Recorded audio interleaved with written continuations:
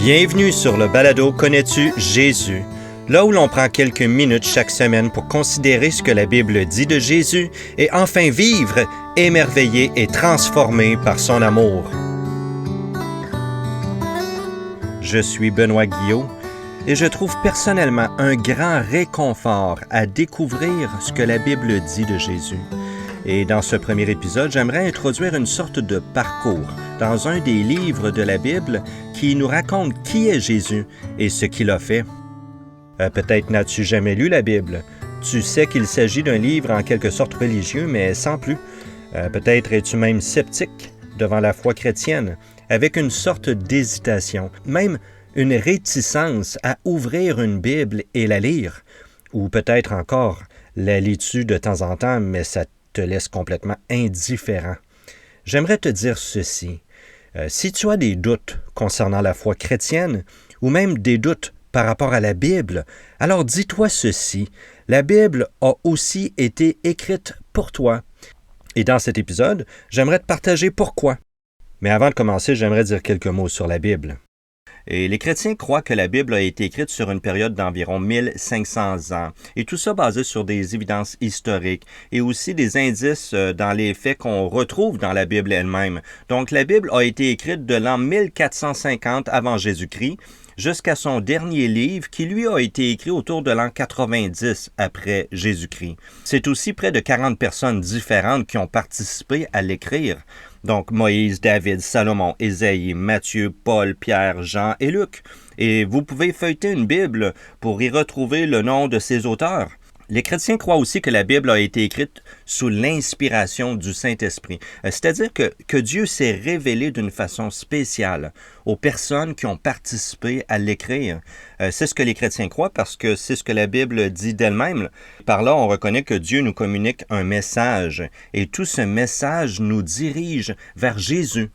Tout le grand récit de la Bible nous raconte l'histoire de Dieu qui veut délivrer l'humanité d'un grand mal et pour cela, Jésus est venu comme il avait été promis. On y reconnaît dans cela une évidence surnaturelle. C'est quand même surnaturel de constater que plusieurs personnes ont écrit sur plusieurs siècles sans se parler évidemment les uns aux autres et que tout ça nous dirige vers Jésus. C'est comme si chacun des livres de la Bible se trouvait à être une pièce de casse-tête. Et lorsqu'on les assemble les uns aux autres au bon endroit, on arrive à contempler la belle histoire d'amour de ce Dieu qui vient nous secourir. Une autre évidence qui nous exprime que la Bible est un livre différent des autres, c'est ce qu'on appelle sa préservation. Elle nous a été préservée sur des milliers d'années, malgré même plusieurs tentatives au cours de l'histoire pour la détruire. Elle nous est donc accessible encore aujourd'hui et nous croyons qu'elle est digne de confiance dans les faits qu'elle nous rapporte. La Bible est composée de deux grandes parties. L'Ancien Testament, qui regroupe les livres qui ont été écrits avant la venue de Jésus, et c'est d'ailleurs là que se trouvent plusieurs des promesses concernant sa venue, et le Nouveau Testament, qui lui relate la vie de Jésus, de ses disciples et de leurs enseignements.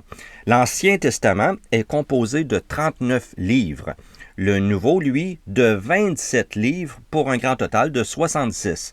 Chaque livre est ensuite divisé en sections, qu'on appelle chapitres, et en versets. Donc, lorsqu'on fait référence, par exemple, à Jean 3,16, on indique le livre, Jean, le chapitre, 3, et le verset 16. Donc, si vous avez une Bible, prenez le temps de la feuilleter. Et il y a des sites web comme par exemple bible.com qui nous offrent des versions gratuites de la Bible, avec même la possibilité de télécharger une application sur votre téléphone intelligent. Si vous n'avez pas de Bible et que vous aimeriez en avoir une, prenez quelques minutes pour communiquer avec l'organisation Aujourd'hui l'Espoir via leur site web espoir.ca. Ça va leur faire plaisir de vous en remettre une. Vous savez, dans les quelques premières phrases de son livre, Luc prend soin de nous donner quelques détails sur la façon dont il a écrit son livre et pourquoi il l'a écrit. Et vous pouvez le lire par vous-même, ça se trouve en Luc 1, les versets 1 à 4. Luc commence son livre, qu'on appelle l'Évangile selon Luc, en nous mentionnant qu'il a fait des recherches minutieuses. On peut l'imaginer avoir parlé avec des personnes qui ont vu Jésus, qui ont marché avec lui, qui étaient avec lui et qui étaient autour de lui, leur avoir posé des questions, investigué, pris des notes, pour finalement assembler tout ça dans un récit soigneusement organisé. Luc n'a pas écrit juste pour écrire. Il a écrit autour de l'an 60-62 après Jésus-Christ à un certain Théophile, un personnage qui nous est inconnu. C'est avec une intention bien précise que Luc lui a écrit. Luc cherchait à lui démontrer la véracité, la certitude des enseignements que Théophile avait déjà reçus. Quels étaient ces enseignements-là? Et évidemment, Luc faisait référence au christianisme. Il faut savoir que pendant que Luc écrivait son évangile, il accompagnait aussi Paul dans ses voyages, des voyages par lesquels Paul cherchait à faire connaître un certain Jésus qui était mort et ressuscité, et que tout ça avait été promis des siècles auparavant. Et plus encore, Paul voulait démontrer que Jésus était mort dans le but de porter la peine de nos fautes et de donner le pardon à ceux qui choisissaient de croire en Jésus. Et c'est ce que les chrétiens appelaient la bonne nouvelle, c'est-à-dire que Jésus est venu pour nous délivrer, nous sauver. Ces enseignements-là se propageaient rapidement. Des centaines, même des milliers de personnes choisissaient d'y croire. Avec tout ça aussi venait une sorte d'opposition, un certain scepticisme. D'une part, les Juifs étaient fortement dérangés par ces enseignements. Un sauveur, celui qui était promis, finalement crucifié par leurs ennemis, les Romains. Et les Romains, quant à eux, étaient aussi dérangés. Ils se posaient la question, y a-t-il un autre roi? Y a-t-il un soulèvement qui s'en vient? Les Grecs philosophes étaient aussi dérangés d'entendre que la vérité absolue avait été révélée par un personnage nommé Jésus, et pour eux, ceci semblait simpliste et très dérangeant.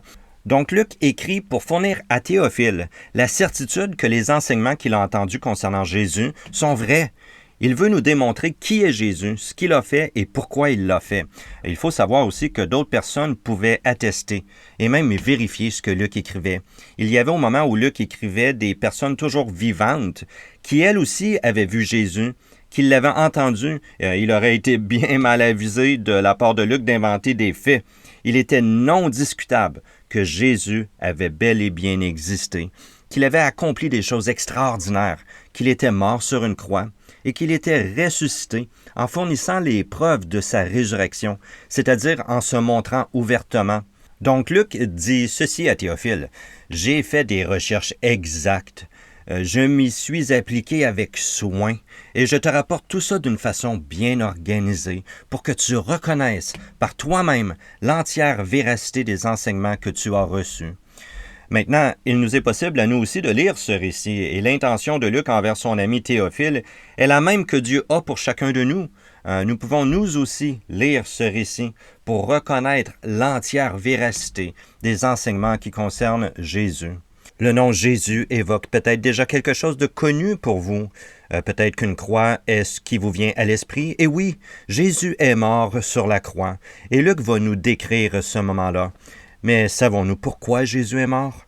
Savons-nous pour qui? Il est possible de douter, de se poser des questions sur la vie, sur l'au-delà, sur le sens de tout ça. Des questions telles que Ponce Pilate a aussi posées le moment où il a fait crucifier Jésus. Qu'est-ce que la vérité? Où est-elle? Et si tu te poses ces questions, sache que plusieurs autres se les ont aussi posées. Je me les ai aussi moi-même posées. Et si tu doutes, ou tu te poses des questions, la Bible est aussi écrite pour toi. Et c'est en lisant la Bible que nous pouvons marcher sur un chemin de réflexion, nous permettant de découvrir Jésus.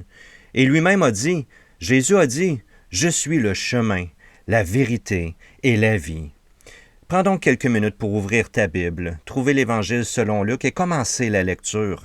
Prends aussi quelques minutes pour prier et dire à Dieu, « Dieu, aide-moi à comprendre ce qui est écrit dans ce livre.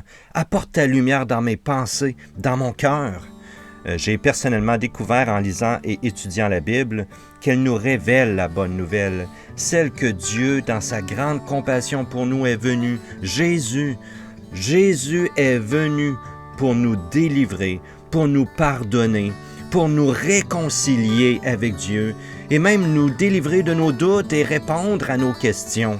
pour nous permettre de vivre pardonnés, libérés et transformés par sa grâce. Et en parcourant l'Évangile selon Luc, j'aimerais guider une sorte de démarche dans laquelle moi-même je m'inscris pour mieux connaître Jésus. Qui est-il? Pourquoi est-il si spécial? Qu'a-t-il fait réellement pour finalement vivre, chacun de nous, émerveillé et transformé par son amour? Merci d'avoir pris ces quelques minutes avec moi pour écouter cet épisode du balado « Connais-tu Jésus ?» Là où l'on prend quelques minutes chaque semaine pour considérer ce que la Bible dit de Jésus et enfin vivre émerveillé et transformé par son amour. Peut-être avez-vous déjà commencé à lire votre Bible et que vous avez des questions. Peut-être aimeriez-vous même en discuter avec moi. N'hésitez pas à m'écrire à info@connais-tu-jésus.org. La Bible nous exprime un message merveilleux. C'est la bonne nouvelle qui nous annonce que Dieu fait pour nous. Très simplement, Dieu voit notre misère. Il voit le mauvais dans lequel nous vivons, ce mal que nous commettons. Il veut faire bien plus que de nous délivrer de nos remords. Il veut nous réconcilier avec lui. Il est donc venu. Il a vécu comme un homme pour finalement porter la peine de nos fautes en mourant sur la croix, afin que quiconque croit en Jésus ne soit plus condamné, mais qu'il ait la vie éternelle, qu'il vive enfin dans la joie éternelle de Dieu. Avant de vous laisser, j'aimerais vous inviter à vous abonner à ce balado pour ne pas manquer les prochains épisodes. J'aimerais également dire merci à Jimmy Lahaye et au groupe Héritage Musique de m'avoir donné la permission d'utiliser leur arrangement du chant « Mon Jésus, je t'aime », utilisé avec permission. On se retrouve la semaine prochaine pour un nouvel épisode du balado « Connais-tu Jésus ?»